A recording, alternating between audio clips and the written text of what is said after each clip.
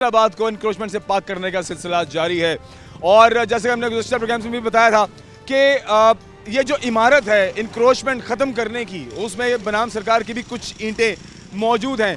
और सारा क्रेडिट तो नहीं हम लेते, लेकिन ये थोड़ा सा क्रेडिट मेरे ख्याल से लेने में कोई बुराई नहीं है। खबरदार हज़रात, आज हम मौजूद हैं फैक्ट्री एरिया में और मेरा नहीं ख्याल कि लोगों ने सोचा भी होगा कि इंक्रोचमेंट का दायरा इस हद तक वसी होगा कि जिसके अंदर जो नाजायज़ तजावज़ात हैं, जो पक्के तजावज़ात हैं, जिनको आप कहते हैं कि जहाँ पर थड़े भी हैं और ठेले भी हैं और सड़कें भी हैं और दुकानें भी हैं, शटर भी हैं, उन सब पर कार्रवाई हो रही है।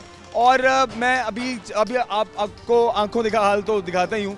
आइए मैं दिखाता चलूँ कि इस वक्त फैक्ट्री एरिया में जितना भी ओवरऑल ये गणेश मिल के इर्द गिर्द की दुकानें हैं और मार्केटें हैं, वहाँ पर इस टाइम इंक्रोचमेंट को ख़त्म करने का सिलसिला जारी है। मशीनें, हथौड़े चल गए हैं यहाँ पे और तोड़ फोड़ का सिलसिला जारी है। यहाँ पर मैडम अजमत फिरदौस साहिबा भी हैं और भी अफसरान यहाँ पर मौजूद हैं, उनसे भी मुलाकात करेंगे और आपको आज इस फैक्ट्री एरिया में तमाम जो ऑपरेशन है वो दिखाएंगे। मेरे साथ है देखने प्रोग्राम बनाम सरकार। ख़वातीन दुकानों के मालिकान यहाँ पर मौजूद हैं और आप देख रहे हैं कि जिस तरह से थड़ों को तोड़ा गया है और शटरों को तोड़ा गया है, यहाँ पर जो दुकान के मालिकान उनका ये कहना है कि ये नाजायज़ हैं, ये इन्होंने ज़्यादती किया हमारे साथ।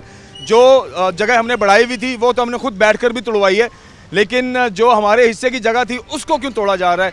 अब इस हवाले से यहाँ पर लोग भी मौजूद हैं और ये बल्कि दुकान के मालिक भी मौजूद है, भाईजान बैठे हैं, तो हम इनसे बात भी करते हैं। अस्सलाम वालेकुम जी। भाईजान कैसे ठीक ठाक?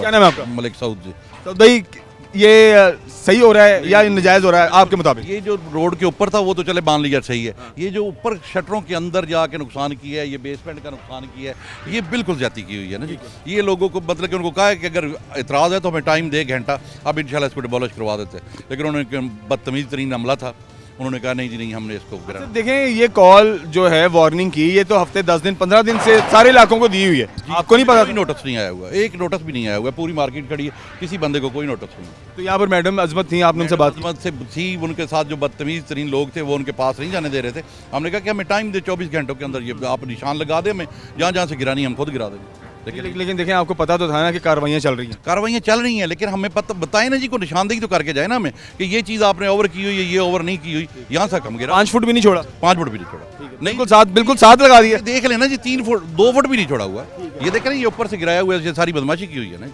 अच्छा देखिए इस तरफ आपकी दुकान, वो आगे एंड पे आगे चलते हैं।